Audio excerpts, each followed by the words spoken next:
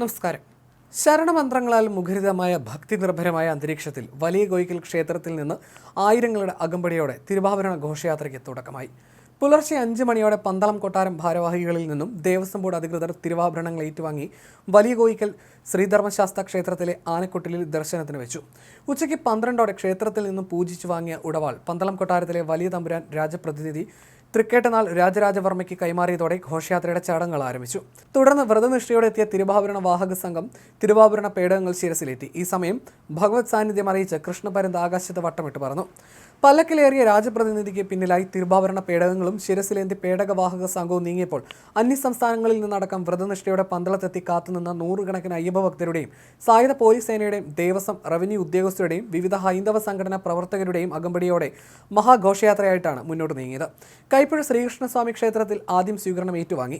കുളനട ഭഗവതി ക്ഷേത്രത്തിലെത്തി കാത്തുനിന്ന നൂറുകണക്കിന് ഭക്തർക്ക് തിരുവാഭരണ ദർശന സായുജ്യമേക്കി യാത്ര തുടരുന്ന ഘോഷയാത്ര കോഴഞ്ചേരി പിന്നിട്ട് അയിരൂർ പുതിയകാവ് ദേവീക്ഷേത്രത്തിലെത്തി രാത്രി വിശ്രമിക്കും. നാളെ പുലർച്ചെ യാത്ര തുടർന്ന് രാത്രിയോടെ പെരുന്നാട് വഴി രാത്രിയോടെ ലാഹയിലെ വനംവകുപ്പിന്റെ സത്രത്തിൽ എത്തി വിശ്രമിക്കും. തുടർന്ന് 14-ന് പുലർച്ചെ യാത്ര തിരിച്ച് ഉച്ചയോടെ പമ്പ ഗണപതി കോവിലെത്തും. തുടർന്ന് രാജപ്രതിനിധി ഇവിടെ വിശ്രമിക്കും. തിരുവാഭരണ പേടക സംഘവും ഭക്തരും യാത്ര തുടർന്ന് വൈകുന്നേരത്തോടെ സന്നിധാനത്തെത്തും. സന്നിധാനത്ത് വെച്ച് തിരുവാഭരണങ്ങൾ മേൽശാന്തി ഏറ്റുവാങ്ങി പുണ്യാഹം തളിച്ച് ശ്രീകോവിലേക്ക് എടുക്കും. തുടർന്ന് അയ്യപ്പ വിഗ്രഹത്തിൽ തിരുവാഭരണങ്ങൾ ചാർത്തി ദീപാരാധന നടക്കും. ഈ സമയം ആകാശത്ത് മകരനക്ഷത്രം ഉദിക്കും. പൊന്നമ്പലമേട്ടിൽ തെളിയുന്ന മകരജ്യോതി ദർശിച്ച് തിരുവാഭരണ വിഭൂഷിതനായ അയ്യപ്പസ്വാമിയെ തൊഴുത് ഭക്തലക്ഷങ്ങൾ മലയിറങ്ങും.